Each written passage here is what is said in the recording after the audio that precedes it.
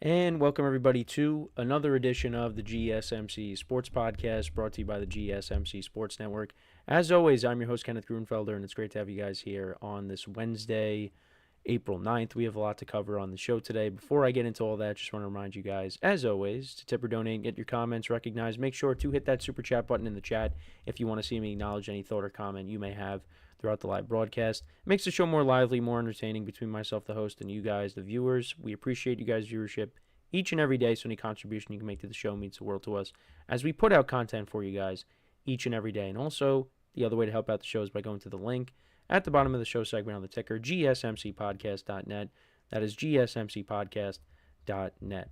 So let's get into what we are going to discuss for today. So we had some major news yesterday in the NBA as the Denver Nuggets have essentially cleaned house right before the playoffs. This is now the second team that's kind of done this. The Grizzlies also let go of their head coach prior to the postseason, but that was, a little while ago. But the Nuggets are now the most recent team to do that. They let go of Mike Malone and also their general manager, Calvin Booth. They let him go as well. So we're going to get into that, talk about why that transpired. Then we'll also talk about the NBA action from yesterday. Mainly we'll talk about the Knicks-Celtics game. I had that on, was watching that. The Celtics, of course, got the win in a close game. Game went to overtime. We'll talk about that. The Thunder also got their revenge against the Lakers from the other night. So we'll talk about that. And then just take a look at the standings now, where everything sits. We'll also talk about the 49ers. We will talk about Kyle Shanahan, his recent comments on Christian McCaffrey, and how the 49ers could be addressing the running back situation or the running back position in the draft. So we'll get into that. We'll talk about the Yankees. They've lost 3 straight. Is it time to panic? We'll get into that. And then in the final part of the show, we will do some post-free agency rankings, divisional rankings, I should say. So today we'll be ranking the teams in the NFC East. So I will rank them, from first to fourth. Well, we'll start from 4 and then move up to 1. I'll rank them based off of how I feel they did in free agency and how the teams currently look at the moment. So that's the rundown for the show today. Let's get into the first topic, which is talking about the Nuggets cleaning house. So this was yesterday, and again, the Grizzlies, they let their head coach go as well. This was a little bit more shocking, I feel, when it comes to the Nuggets. Michael Malone, of course, was the coach when they won the championship a couple years ago. And, I don't think really any of us saw this coming. The Nuggets right now, I think they sit in the 4th seed in the Western Conference. But the Nuggets felt like this was a move they had to make right now. They also did release a statement, which I will read to you in a moment. Oh, so now the Nuggets actually are the 5th seed, but you have 4 teams that are tied right now with the same record. You got the Clippers, the Nuggets, the Warriors, and the Grizzlies. They're all tied with the same record. And then you got the Timberwolves, who are a game behind them, and then you got the Lakers, who are a game ahead of all those teams. Lakers are currently the 3. So once again, the Western Conference, a reminder, it's going to be a dogfight to the end of the year. But I wanted to talk about the statement that was released by the Nuggets on this. So this is a statement from Josh Kroenke, and it says, and I quote, "It is with no pleasure that we announce that we have relieved Michael Malone of his head coaching duties, effective immediately. David Edelman will assume our head coaching role for the remainder of the 2024-2025 season. While the timing of this decision is unfortunate, as Coach Malone helped build the foundation of our now championship-level program, it is a necessary step to allow us to compete at the highest level right now. We look forward to building on the foundations laid by Coach Malone over his record-breaking 10-year career in Denver. It is with our utmost respect that we would like to thank Coach Malone for the most successful decade in Nuggets history, setting the all-time wins record and helping deliver our first championship." Now, from some of the stuff that I was reading, first off, I I know there was a lot of stuff being talked about when it came to a recent press conference. The Nuggets lost to the Trailblazers. Coach Malone kind of went on a little rant talking about the players and how they don't watch film. And, I guess maybe that could have rubbed people the wrong way. And maybe that was the cause of his firing. That led to his firing. But also, when talking about the general manager, it seemed like there was a discrepancy on the roster. Michael Malone wanted to win. The front office kind of wanted to save money and try to develop young players, but so there was a difference in philosophy. And, I kind of signed with Coach Malone because, you have Jokic, right? He's the best player in the NBA right now. And you want to win as much as possible. You want to maximize the championships that you can win in this window that you have. So, if that's the case, I would agree with the coach. But also, if you're having issues with the roster, that shouldn't mean that the head coach should be on the way out too, right? That should also mean that, that should mean that, this is on the general manager. The coach doesn't build the team. Now, the coach coaches the team. They do the best they can. They try to get as much out of their players as possible. But ultimately, if you don't have the roster that's up to par, that's on the general manager. And had the Nuggets let go of their general manager, and that's it, all right. I mean, again, the timing would have been weird, but would have been strange. But at least, hey, it would be understandable. But that is not the case. That is not the case. They are both out. Which, again, this is the second time that we've seen this year. And listen, I understand if you're a franchise in any sport, if you decide to let go of your coach or your manager, I understand that. But I only understand it when it's earlier in the season or if it's mid-season. But when you're doing it towards the end of the season, and especially if you're a team that is competing for a playoff spot, that's in a playoff spot right now, that doesn't make much sense to me.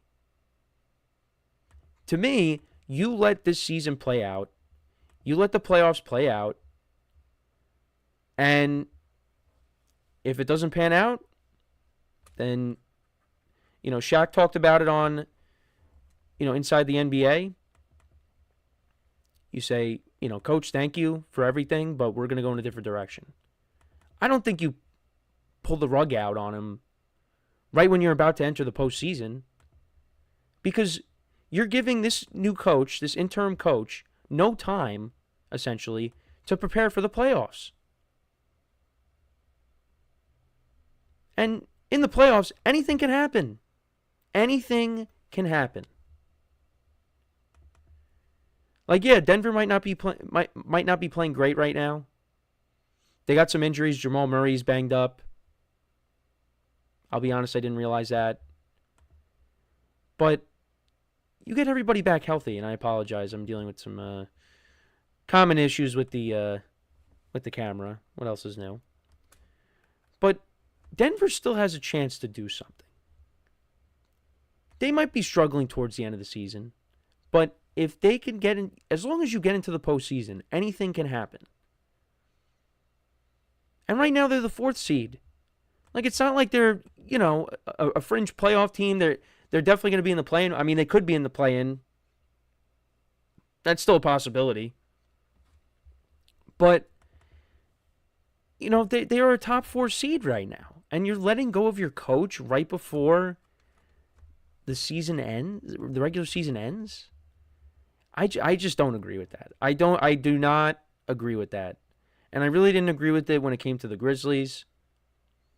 Now, the Grizzlies did kind of fall off a bit because, they were like the 2 seed, and then they fell all the way down to the 7th or the 8th seed. All right, but still, you're going to make the playoffs. or I guess the play-in. Again, I keep combining the playoffs with the play-in. The play-in is not the playoffs. But I just think that because, But yeah, I mean, there's maybe some other things that were going on that we don't know about. Look, the bottom line is this. It's a players-driven league, right? The players have control. And at least from some of the stuff I was reading, this really just had to do with ownership saying, look, we want to go in a different direction and whatnot. But I just don't agree with this. I don't agree with this. And you know what? This is going to become normalized. This is going to become normalized where you're going to see even teams that are going to make the playoffs, you are going to see, hey, if we don't like this guy, doesn't matter if we're going to make the playoffs. He's gone. And if it's towards the end of the year, it doesn't matter. You will see more of this. I don't think this is just going to be an anomaly. Because that's what the NBA is right now. Like I said, the players have the power. And again, if ownership feels that coach is not doing a good job, even if they are going to make the playoffs, they don't care. And I don't think Michael Malone deserves this because this is a guy that won a championship with this team. And you're not even going to let him finish the season? They're going to make the playoffs. It's strange. That's really all you could say. It's strange. But I think this is going to be a new trend in the NBA. I really do believe that. I really do. So, looking at the Nuggets' remaining schedule, so like I said, right now they're the 5th seed, okay? And they could change that, for better or for worse. They have lost, wow, how many games have they lost in a row now? They've lost 4 in a row. So I guess really they were just like, all right, we've had enough.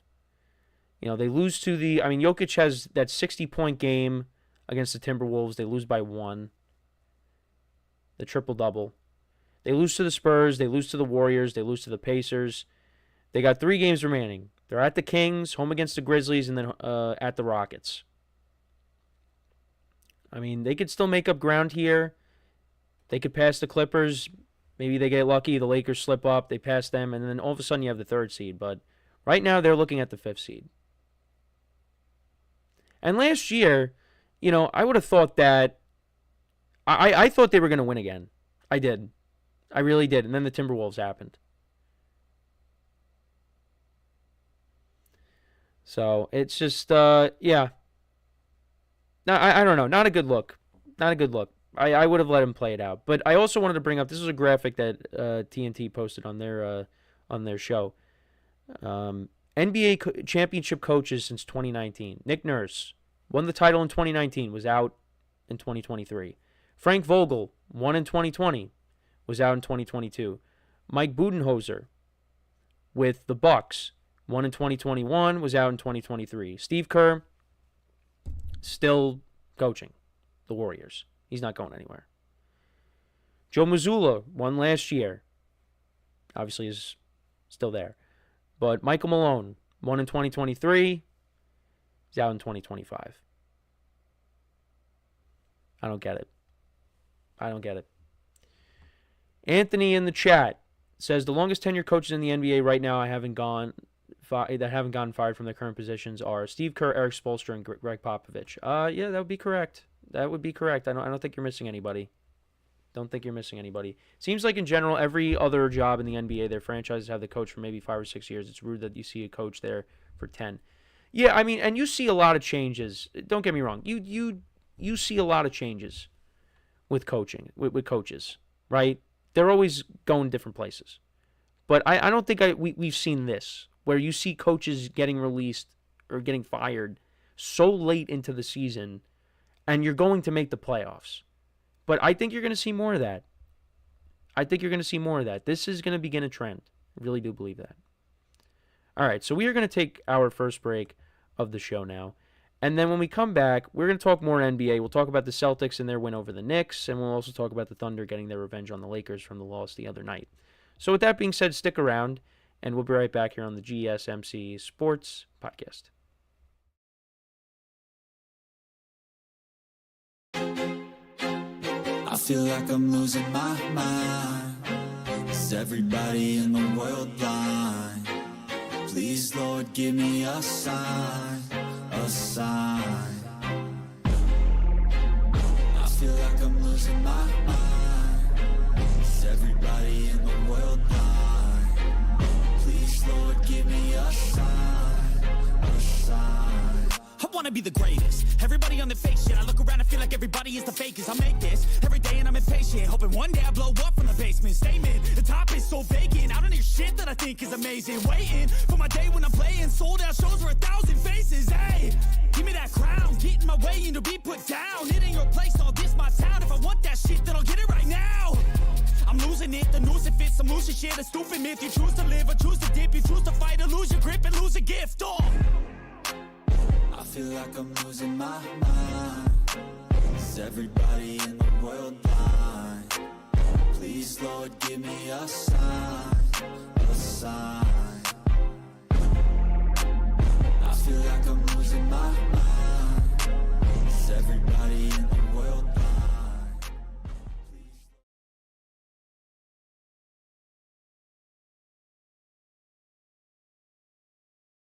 All right, and we are back here on the GSMC Sports Podcast. And for the second part of the show, we are now going to recap some of the NBA action from yesterday, mainly the Celtics-Knicks game. We'll also talk about the Thunder a little bit, getting their revenge on the Thunder in their two-game set. They split the two-game set. It's like, it's like baseball. Playing back-to-backs against the same team in the same arena. You don't really, I mean, again, for me watching basketball, you don't really see that, but, that has been something that they've done recently, I guess, to lessen the travel, but unless I'm off base on that. So let's get into the Knicks and the Celtics. So the Knicks have really struggled against the best teams in their conference, the Celtics and the Cavs, and once again they lost. However, they played a very good game. They played the best game that they possibly could, or no, they could play better, but they played the best that they had against, the Celtics and or the Cavs, who they will be playing again, I think tomorrow. But anyways, they lost a tough game though. They'll be playing the Cavs on Friday. They play the Pistons tomorrow, so that's going to be a tough game as well. But yeah, I mean, the Celtics are they're on a whole nother level. They are on a whole nother level. And you see who I have up here? An old friend in Kristaps Porzingis, who he was on another level last night too. I mean, he's pulling up from the logo. I mean, he's hitting all these threes. I mean, I know Kristaps could shoot threes, but I mean, I didn't know he could do it like that. But that's just the Celtics. The Celtics, that is a team that loves to shoot the three. And Kristaps last night, he went 8 of 13 from 3. Was 11 of 19 shooting in general. Finished with 34 points. He was great. He was great last night. And then, of course, you have Jason Tatum, who, I mean, he's, one of the best players in the NBA. 32 points last night. And he hit the shot to tie the game to send it into overtime. He kind of, got OG Anunoby on a spin cycle, hit the, step back, hit the three, tied the game, and they went into overtime. And the Celtics, took care of business in overtime. They outscored the Knicks 12-10. Well, the Knicks shot a, last second three by Brunson. But yeah, that put them up, or that, made the score closer than it was. It would have been a 5-point loss, but it ended up turning into a 2-point loss. A big play in this game, though, was that turnover by Mikal Bridges. That turnover by Mikal Bridges was devastating. The Knicks were down by 3. Of course, Kristaps hits the go-ahead 3 to put them up 115-112. And then, Brunson misses a 3. They get the rebound. They call a timeout. And then They pass it to Bridges, and Bridges turns the ball over. And then they pan to Carmelo Anthony immediately, and he was in disbelief with what happened there. And, yeah, it was just, and the Knicks still have not beat the Celtics. Now, they have an opportunity to maybe beat the Cavs, and if they don't, what is their combined record then? 0-10 against these teams this year?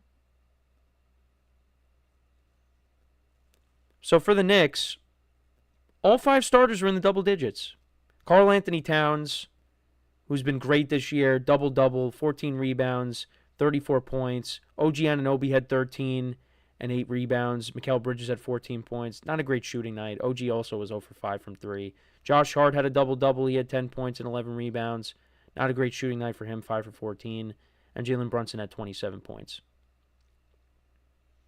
And looking at the comparisons for the two teams, both teams shot around the same. The Celtics shot 46%.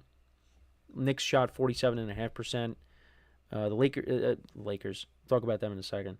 Celtics 38.8% from three-point range. The Knicks only shot 28.9%. Celtics were 80% from the free throw line. Knicks were 62%, 62.5%, which is not good. But I've talked about this over and over and over and over again since I started doing the sports podcast here. The Knicks' ceiling is the second round. That's what it comes down to. Now, I will say this was different than the previous games this season because the Knicks were competitive here. The Knicks could have won this game. And if it wasn't for the heroics of Jason Tatum, that game ends in regulation. And you maybe were getting the sense that it was going to be the Knicks night. And, they were up 1, right? They were up 1. And then, Jalen Brunson finds Josh Hart. Hart's able to put it in the basket for 2 points to put them up 3. And I was like, all right, just play defense. Just play defense. Do what you're supposed to do best. And yeah, like I said, Jason Tatum was able to fake out OG Anunoby, hit the step back 3 to tie the game in 107. But again, you got to like the fight that the Knicks had. And, I'm hoping that you get to the second round and you're not a pushover. Right? You really give it to these teams. But I just in a 7-game series, I just don't see it happening. But, the and you look at the Celtics, one thing that sticks out to me, Jaylen Brown. He didn't have he didn't really have a big game yesterday. But also he was kind of iffy going in. So I guess, he only played he played 21 minutes. So, he'll be more of a factor when we get to the playoffs. But, the other starters, Drew Holiday, Derek White, Kristaps, Jason Tatum, all in the double digits. And they just love to shoot the 3 against the Knicks. Like I said, Porzingis, he's pulling up from the logo and he's hitting it. Like, where did you... I didn't know you had this. Look, the Celtics, the bottom line is this. They just have a very good team. And, they won the championship last year. They can definitely win it again.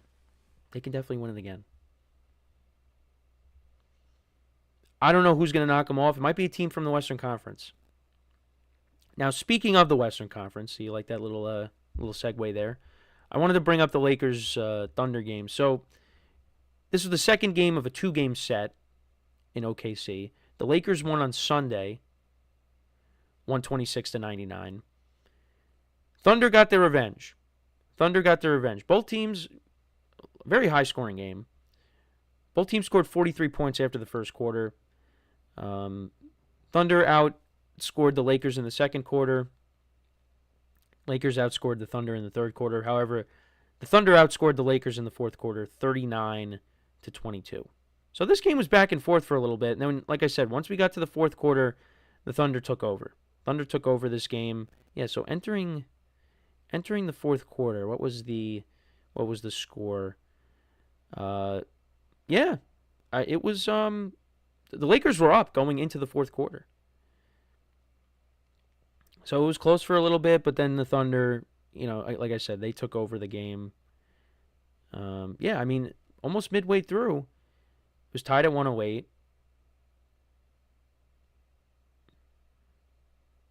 Yeah, the Thunder went on a little bit of a run towards the end there. And they were able to pick up the win. Shai Gilgeous-Alexander, 42 points last night. Jalen Williams had 26. Chet Holmgren had 14. Lou Dort had 17. For the Lakers, LeBron James had 28. Austin Reeves, 24. And Luka had 23. He actually got ejected from the game last night. A couple of technical fouls. So, he got ejected last night. So the pool report conducted by Cliff Brunt of the AP has JT Orr saying that Luka Doncic directed profanity towards an official twice, leading to the 2 technicals that earned him an ejection. So that is why, again, I didn't get to see it. I think he was. I also saw that maybe he was going back and forth with a fan. I don't know if anyone wants to clarify that in the chat or in the comments. But Luka got ejected, so that wasn't good. But Thunder got their revenge. After the Lakers really brought it to him the other night.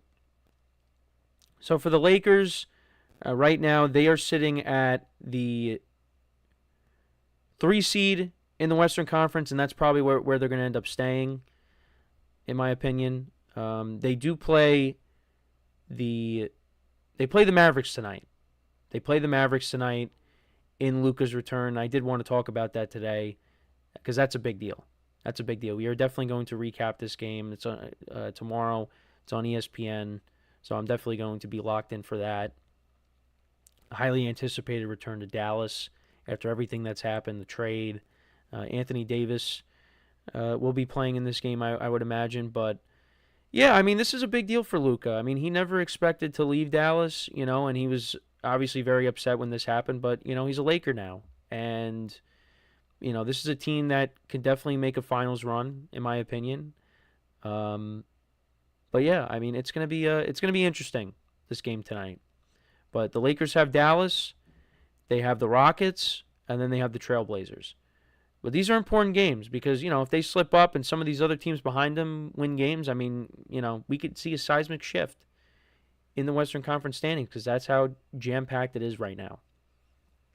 So that's a big game tonight. But the Thunder, they got back to their winning ways, and their schedule is pretty light. Suns, Jazz, and Pelicans, they got the number 1 seed locked up. They could definitely rest some guys as we get into the playoffs. But right now, if the Grizzlies and the Timberwolves move on, because I would imagine that's what's going to happen in the play-in, the first round matchup for the Thunder would be the Timberwolves. So we'll see how that goes. And I think that's who knocked them out. Isn't that who knocked them out last year? The Timberwolves? I think it might have been. But that's where we're at right now. Looking at, other than the Lakers-Mavericks game tonight, the other NBA action. You got that game. Rockets and Clippers play tonight. You got the Nuggets and the Kings, Spurs and the Warriors, Thunder and the Suns. Yeah, the Suns, not a good game last night against the Warriors. They lost 133-95. Yeah, it's just disaster of a season. And Suns fans can't wait for this season to be over. And then you got Portland and Utah. You got the Heat and the Bulls. That's a big game for the play-in, I guess. Both teams are in the play-in. They got the same record. One of them could pass each other. Then you got the Charlotte Hornets against the Toronto Raptors, the 76ers against the Wizards, and then you got the Magic against the Celtics tonight. But let me know what you guys think about the games that we talked about. Let me know in the comments some of your thoughts. Before we go to break, just want to remind you guys, once again, to tip or donate, get your comments recognized. Make sure to hit that super chat button in the chat if you want to see me acknowledge any thought or comment you may have throughout the live broadcast. It makes the show more lively, more entertaining. Between myself, the host, and you guys, the viewers, we appreciate you guys' viewership each and every day, so any contribution you can make to the show means the world to us as we put out content for you guys each and every day. And also, the other way to help out the show is by going to the link at the bottom of the show segment on the ticker, GSMCpodcast.net. That is GSMCpodcast.net. So when we come back from our next break, we'll talk about the 49ers. We'll talk about Christian McCaffrey, Kyle Shanahan, talking about him, where he's at, and also what the 49ers could do in the NFL draft. So with that being said, stick around, and we'll be right back here on the GSMC Sports Podcast. Looking for your daily fix of sports talk without having to pay for it? GSMC Sports Network is available on YouTube. Just search GSMC Sports Network. Get your fix of daily sports talk shows on YouTube, absolutely free. NFL, college football, NBA, MLB, MMA, UFC, fantasy football, and so much more. GSMC Sports Network has shows running all day long, with new sports shows starting every 2 hours. Just like on your favorite cable sports channel, except GSMC Sports Network is absolutely free. Just search GSMC Sports Network on YouTube to catch one of your new favorite shows, like the GSMC College Football Podcast, Chip Shot Football Podcast, Hoops and Heels Women's Sports Podcast, GSMC Basketball Podcast, and so many more. Check it out for yourself. GSMC Sports Network, now available on YouTube absolutely free. Search GSMC Sports Network on YouTube right now.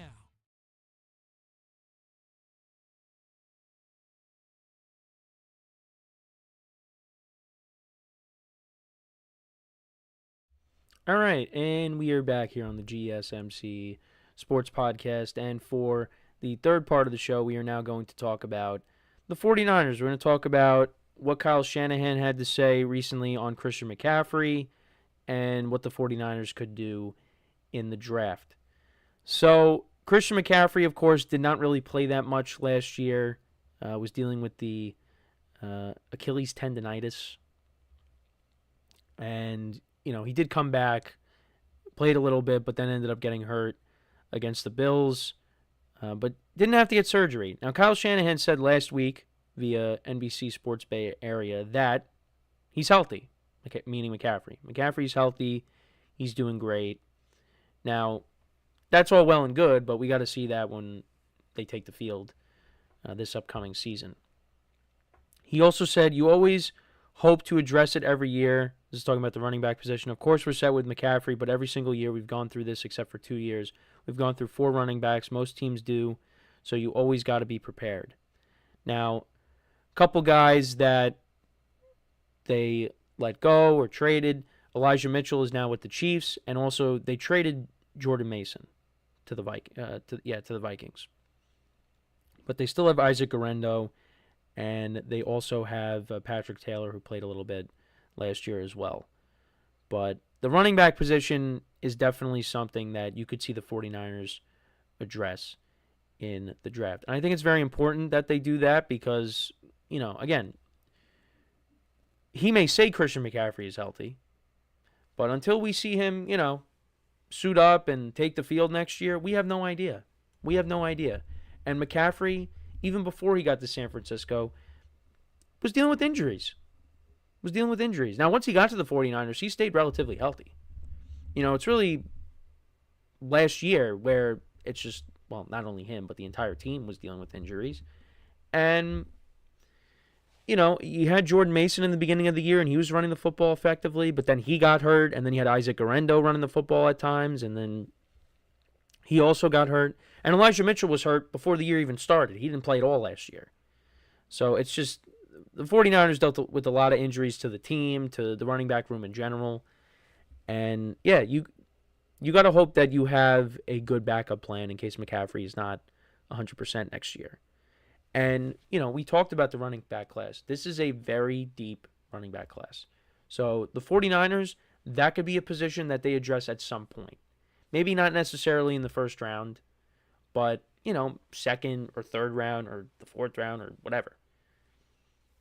It's going to be interesting what the 49ers do in the draft. You know, because they, let some guys go on defense. They lost a backup tackle to Trent Williams to the Chiefs. So offensive line maybe. I mean, I could see them. Honestly, I feel like their first pick could be secondary. I don't know. Because you lost Hufanga, Charvarius Ward left. Or linebacker maybe. Because Dre Greenlaw is no longer there. I don't know. It's gonna be interesting what they do. But yeah, running back is a position they should address. The defense, I think, is going to get a ton of attention in this draft as well. They need to revamp that defense. And like I said, offensive line. Because I think you're pretty much set at receiver. You could bring in someone for depth. But, you got if Brandon Ayuk is healthy. You have him, Ricky Pearsall, and Juwan Jennings. That's your main three. And then you got George Kittle at tight end. So, yeah, it's going to be weird not seeing Deebo Samuel on the field next year for the Niners. But that's where we're at. So, yeah, I mean, the 49ers were a disappointing team last year. I mean, this was a team that I had, as the number one seed again because, they've been consistent the last couple of years, and it's just injuries really affected this team. That was the main cause of why they didn't make the playoffs. If you had a fully healthy 49ers team, I think, you would have saw different results. Because they lost a lot of close games last year. And in their division, they lose tight games to the Rams, the Seahawks, the Cardinals. You flip those games and all of a sudden, you could be a playoff team. And it's just, and then you had that rough stretch, that 2-game stretch between the Packers and the Bills. It was ugly. It was an ugly year, and they hope to put that in their rearview mirror and, turn the page and get back to how they were the previous 2 years. But it's going to be tough, though, because, the Rams, they're not going anywhere. They got Devontae Adams now. Matthew Stafford is, back. He's on a new deal. And the Cardinals, they swept the 49ers last year. Now, the last game, they sat Purdy, but, Cardinals won that game. And then, Seattle, they won one game. So, yeah, the 49ers have to, 49ers, like I said, forget about last year, throw that out the window, focus on this year, and hope things turn around. But, look, Christian McCaffrey is a very important player. He's very important to what the 49ers do. And hopefully he could stay healthy. But, you do worry. You do worry about McCaffrey because, again, has an injury history, was injured last year, and getting older. It's not like the injuries are going to slow down. So, and we've talked about this before and on the football podcast. They want to monitor his workload. I don't think, maybe you do from time to time, but they are definitely going to give McCaffrey a break at times. As they should. You want to preserve him. Because, the last thing you want is to run him into the ground and then, he gets hurt again. But also, you could take as much precautions as you want. Football's a violent sport. He could still get hurt. So, yeah, I do agree with, if they monitor his workload, but still. Even if you do that, he could still end up getting hurt. So, but he is a great player. That was a great trade that the Niners made. It's just unfortunately that, the last couple of years, they made it far. It's just they come up short. I really do wonder. The Eagles probably still win, but what happens if Brock Purdy doesn't get hurt in that championship game? How does that go? And the Super Bowl, you had a 10-point lead. And you lost it.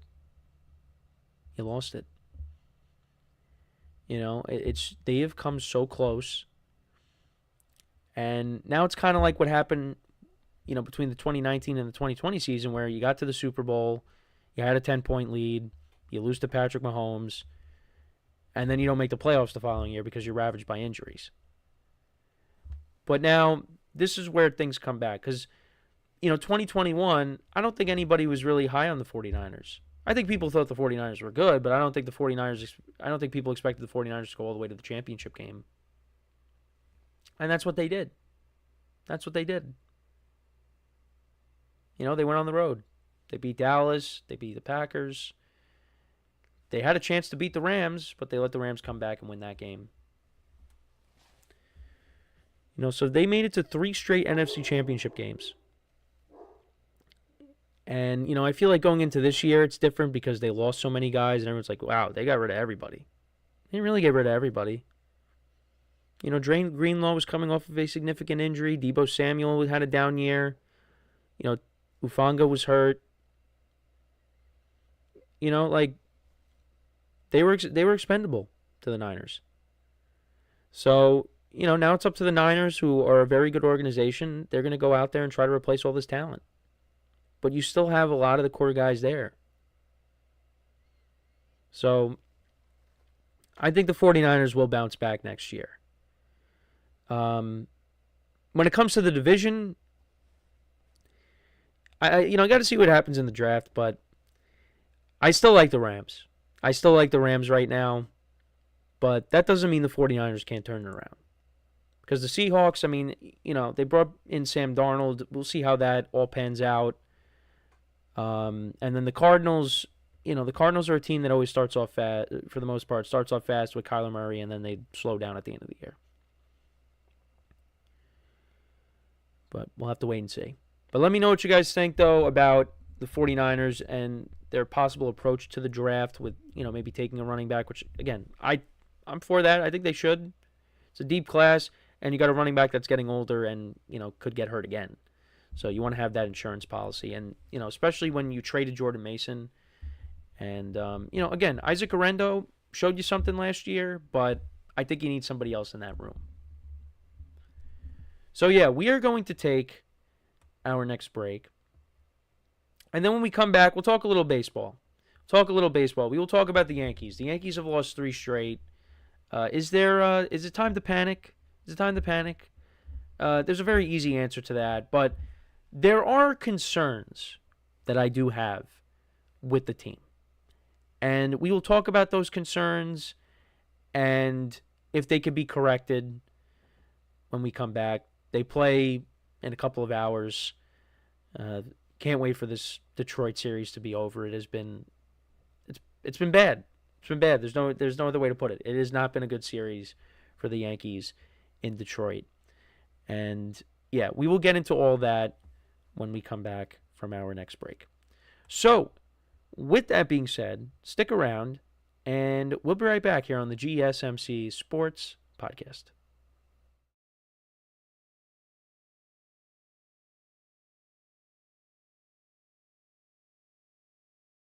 For the best and latest podcasts available anywhere, go to the podcast app on your cell phone and type in GSMC to access free content-rich podcasts on health and wellness, book reviews, sports, entertainment, relationships, social media, movies, technology, finance, and even weird news. Subscribe and download the GSMC Podcast Network's family of shows, available everywhere podcasts are found.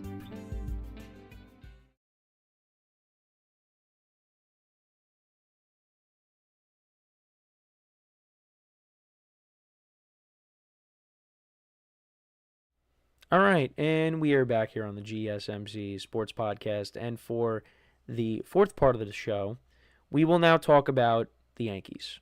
They have lost 3 games in a row now. It has not been great, and is it time to panic? No, it's not time to panic. Now, is there concern? Yes. There is concern, because the Yankees pitching, their starting pitching, more specifically, has not been good. And this was something that was supposed to be a strength going into the season.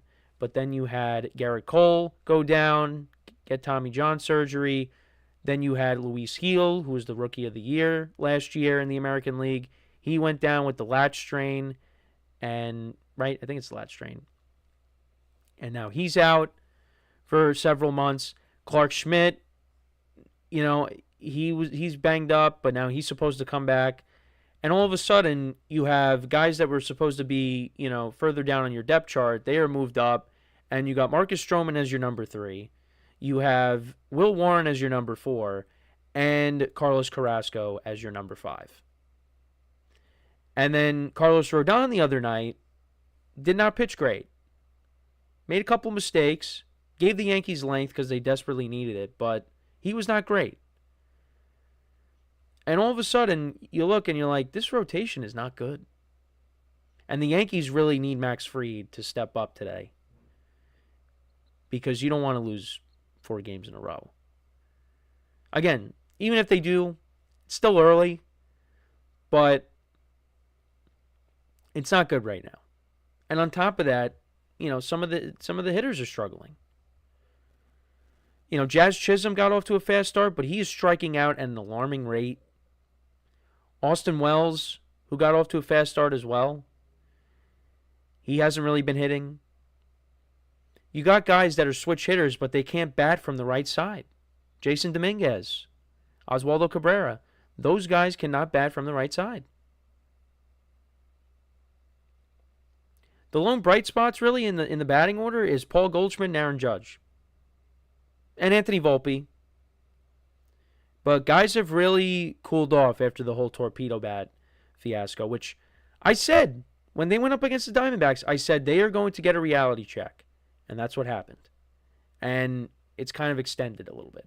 Now, they did win 2 games against, they won 3 in a row. They won the final game against the Diamondbacks. They won the first 2 against the Pirates. And then, Andrew Heaney was pitching really well against them, but then they got to the Pirates bullpen, they tied the game, and then they lost in extra innings, which they can never seem to win in extra innings since the ghost runner was fully implemented. They just can't win in extra innings. And now they've lost 2 straight against Detroit. Now, before we get more into the Yankees, I just want to say the Tigers are a good team. They are. They made the playoffs last year. They have good pitching. They got some good young players over there. This is a good team. I'm not going to sit here and say, oh, the Yankees are losing to an inferior team. I mean, maybe they are, maybe you still classify the Tigers as being an inferior team, but Tigers made the playoffs last year. Tigers got a good young team. They got a good manager. They got, the reigning AL Cy Young in Tariq Skubal, who pitched very well yesterday, which you kind of figured that was going to happen. It's a good team. It's a good team. So, give them credit. But, yeah, the Yankees, and also, people are saying, oh, it's very cold, and, yeah, that's why they moved the games up. But I don't care. I don't care about the weather. All right? The Tigers are playing in the same conditions. Yankees should be able to do that. But, yeah, they got shut out yesterday. They got 2 hits to start off the game, and you thought, okay, all right. And they didn't do anything with it, and that was the end of it. But, yeah, it's not looking good right now. Actually, let me see. The Yankees team ERA. Now that's going to be combined with the bullpen, which the bullpen I think has been fine. But it's, the starting pitching really has not been great. So we go to ERA. Right now, the Yankees are 25th in team ERA. They have a 4.58 ERA.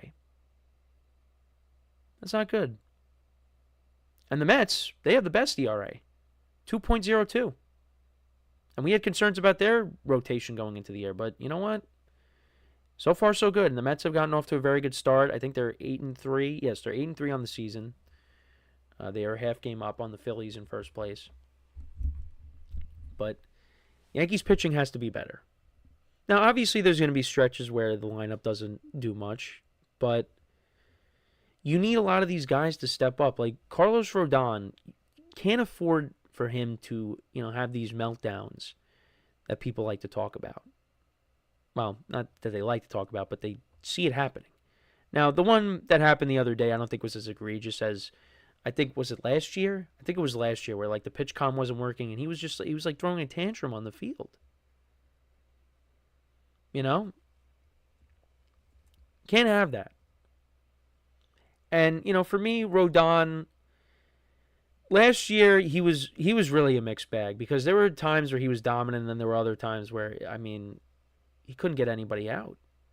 And I thought, and in the playoffs he was a bit of a mixed bag, but I thought overall I mean, the World Series game, it's the Dodgers. The Yankees still had a chance to maybe, tie the game. They just couldn't score any runs.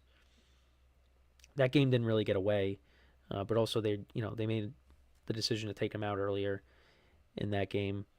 But, I thought against the Guardians in the championship series, he was good. And, he had a good start to the game against the Royals, but then, that unraveled. But you know what? Carlos Rodon, he just, not only that, but it's just, he gives up too many home runs and he walks too many guys. You can't have that. The Yankees right now are in such a tough spot with their pitching staff. You cannot afford this. That's why, before the season started, I said, you know what? They are really going to have to grind out a lot of these games because their pitching staff is not at full strength. Like, you're getting Clark Schmidt back. He's coming back soon. At some point, you're probably going to get Luis Gil back. Hopefully he's healthy and, he can recapture that glory from last year. But Garrett Cole is not walking through that door. Garrett Cole is not coming back this year. So, guys got to step up. Maybe the Yankees make a trade at some point.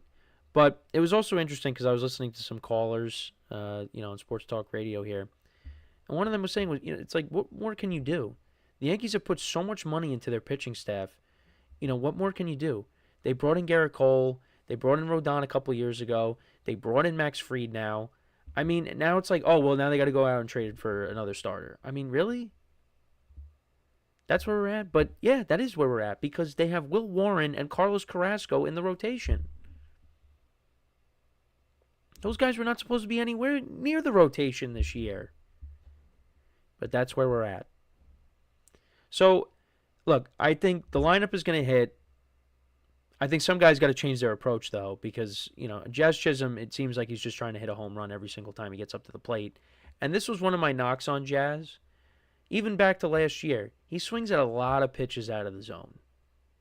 Got to have a bit better plate discipline. I think he's a good player.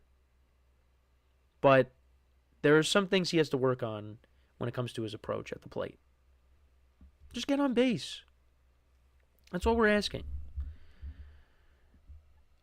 But, the lineup is going to hit.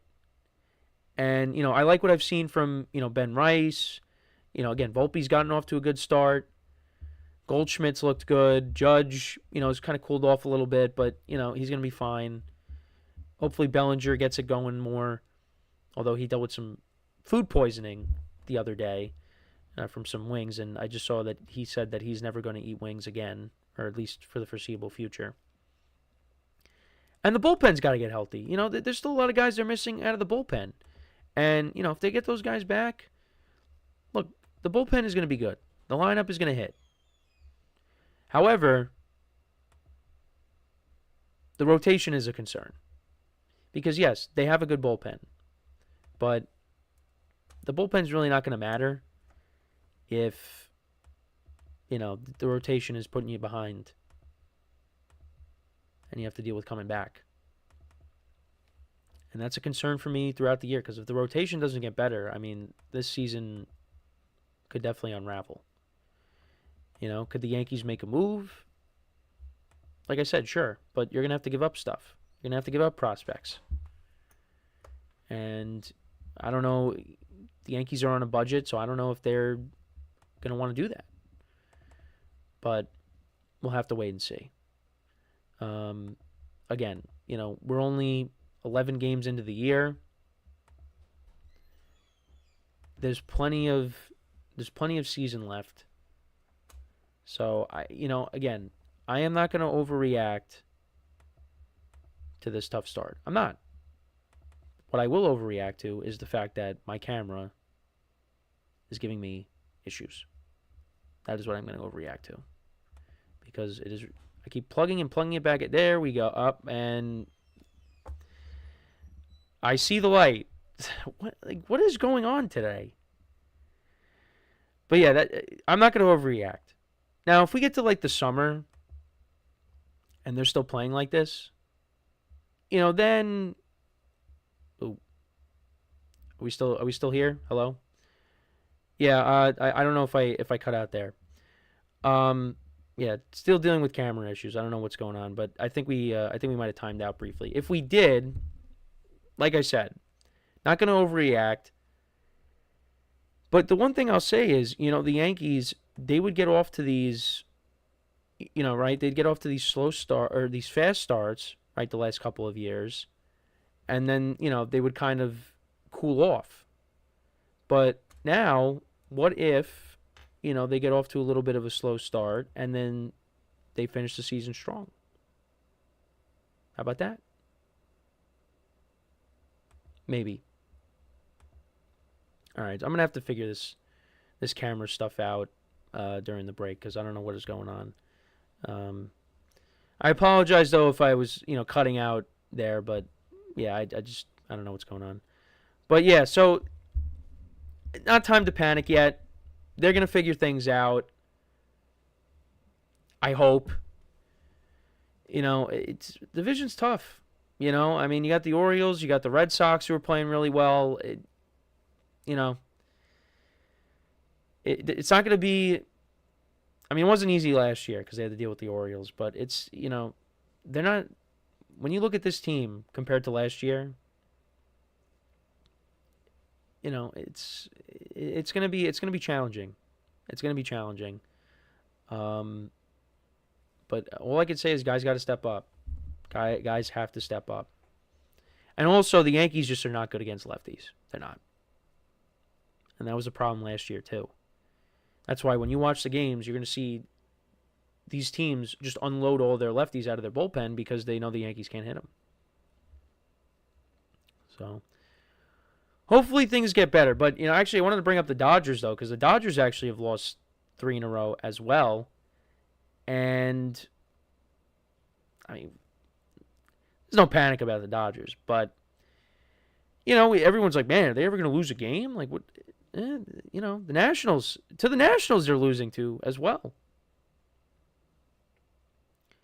Nationals yesterday, they won 8-2. Dodgers are dealing with some injuries to their rotation, so yeah, and for no Freddie Freeman, all of a sudden, it's Dodgers have kind of come back down to earth a little bit, but they need that reality check. They need that. They were not going to win every single game. That just wasn't going to happen. So, yeah, that's the baseball talk for today. So we are going to take our final break of the show now, and hopefully I can get my camera situation back in order.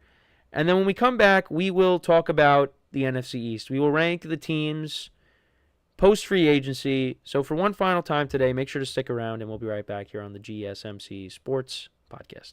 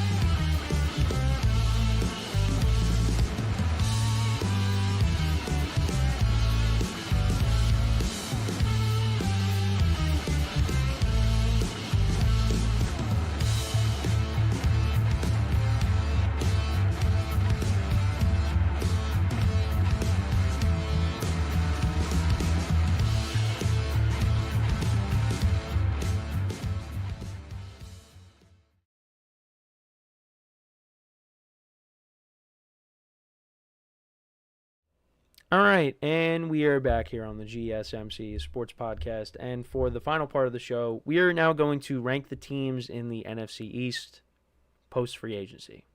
So this is going to be the replacement now for the season overviews, because we were doing that for a while. And now we will do these as we move closer to the draft. Now, this is not going to be as long as, the season overviews, because now we're doing divisions, so that kind of shortens it up a little bit. But this will basically take up all of next week as well. So that's this is the segment 5 replacement. So let's start off with the number 4 team. And I don't want to say this, but I have to. Number 4 is the Giants. I think I like the moves that the Giants have made this offseason. They added a corner, they added a safety, Javon Holland and Adenabo from the Saints. But, and then they also added Russell Wilson and Jameis Winston to the quarterback room. So I do think they made some upgrades, and, they signed a lot of depth guys on the offensive line, the defensive line. They signed Golston from the Cowboys. So, I like the defense I like going into the year, just like last year. The problem is, when I look at the Giants compared to the other teams in the division, I still don't think, even with all of these moves that they have made, I still don't think they really made progress in trying to narrow the gap between the other teams. Now, maybe with Dallas, but I think Philly and Washington are just, they're far away right now.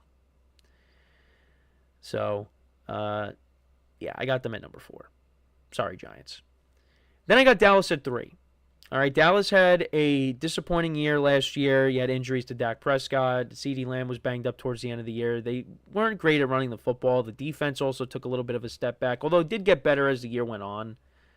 But, they didn't really make any major moves. We saw Zach Martin retire. They signed a couple of running backs to add to their running back room. They signed Javonte Williams, and who else did they sign? I'm trying to think. Who else did they... Hold on. Who's the other running back that the Cowboys signed? Let's go to the Cowboys offseason. But yeah, they really didn't make any major moves that really moved the needle for me, and that was kind of the same as last year. They did re-sign Oza Digizua to their defensive line. They brought in Solomon Thomas. They brought back Avante Turpin. They signed Miles Sanders, that's who it was, who was with the Panthers. They cut him, and now they brought him in. They also signed Paris Campbell to that receiver room. Robert Jones, who was with the Dolphins previously. They brought back Dante Fowler Jr. He was with them previously. They traded for Kai Elam. That was the former first-round pick from the Bills.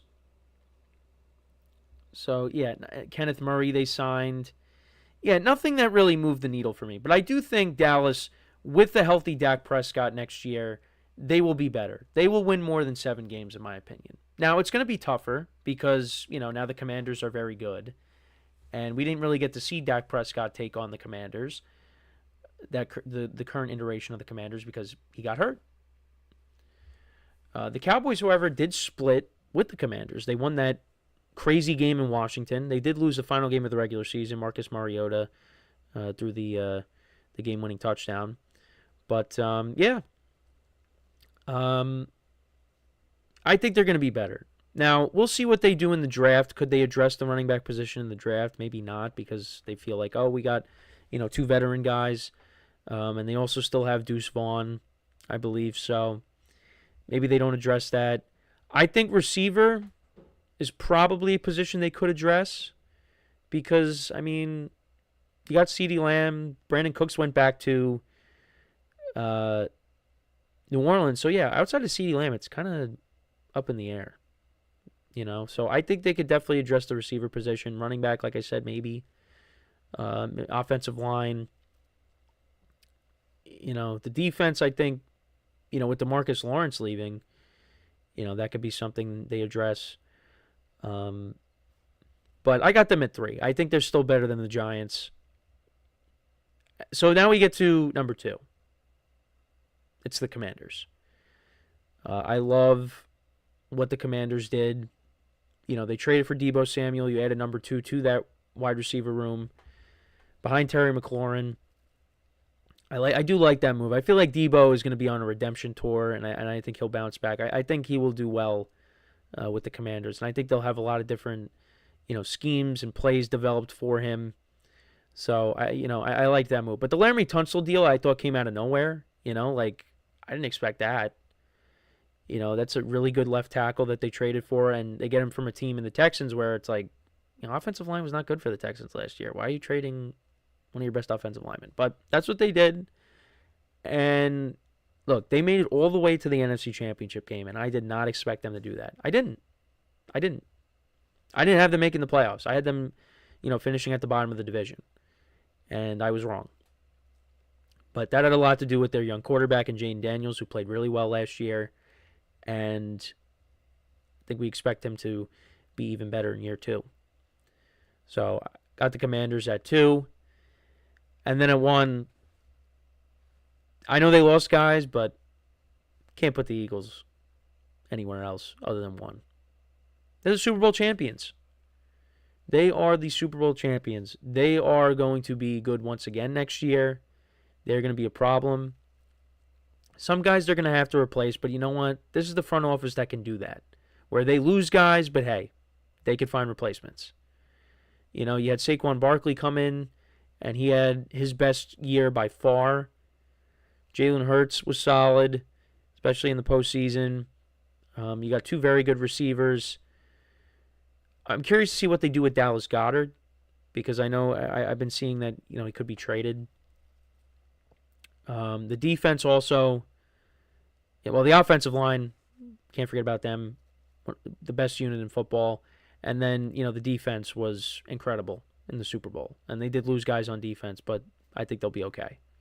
They re-signed Zach Bond, which I think was very important for them to do. You still got Cooper DeJean and Quinyon Mitchell going into their second years in the NFL. I mean, this team's going to be a problem. You got the 2 guys up the middle, and Jalen Carter.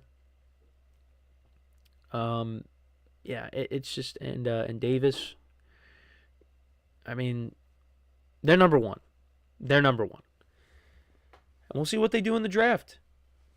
I mean, they're going to have to replace some of these veteran guys. Brandon Graham retired. They let go of Darius Slade. They traded C.J. Gardner-Johnson. So, there's guys that they're going to have to replace, and they will be able to do that. So, to go through it again, I got the Giants at 4, Cowboys at 3, Commanders at 2, Eagles at 1. Let me know what you guys think about these rankings. What would your rankings be post-free agency? So, we will cover the other 7 divisions between now and next week. Well, tomorrow and next week. But, that is pretty much it for the show for today. Thank you guys for tuning in. Make sure to check out all the other shows as well. Make sure to, leave a like, comment, and subscribe to both YouTube channels. Again, appreciate you guys' support each and every day when we do the show here. The draft, we're getting closer and closer to it. A couple weeks away. Looking forward to that. NBA playoffs are right around the corner. So, tomorrow on the show, we will talk about the Lakers Mavericks game. We will talk about it because it's a big deal with Luka making his return tonight. Looking forward to that. And, talk about, we'll do more division rankings, things like that. Anything else that comes out, we will cover it. Still in the early stages of what the show's going to be about tomorrow. So, as always, I'm your host Kenneth Grunfelder, signing off from the GSMC Sports Podcast, brought to you by the GSMC Sports Network. Have a good day, and I will talk to you guys tomorrow. Take care.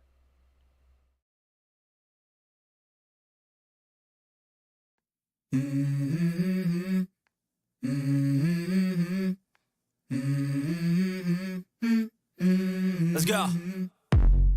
I wake up to a little bit of drool on my pillow, feel like it's gonna be a bad day. Yeah, I'm tired of shit, and the coffee ain't hit yet, damn, ain't that great.